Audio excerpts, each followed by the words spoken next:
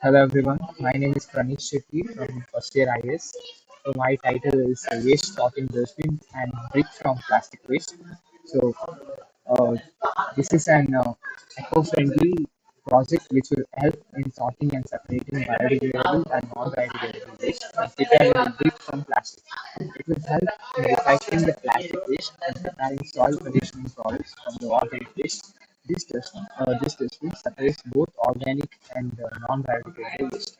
So components used in this there's this a motor, separator, two compartments, and the components used to separate bricks are a sand, cement, small pieces of plastic. So the mechanism and working of the waste sorting industry to separate the biodegradable and non-biodegradable waste. We are using a motor which will cut the waste material in pieces. These small pieces will separator which separates organic waste from plastic or mixed waste in separate compartments. So the mechanism involved in brick from plastic waste.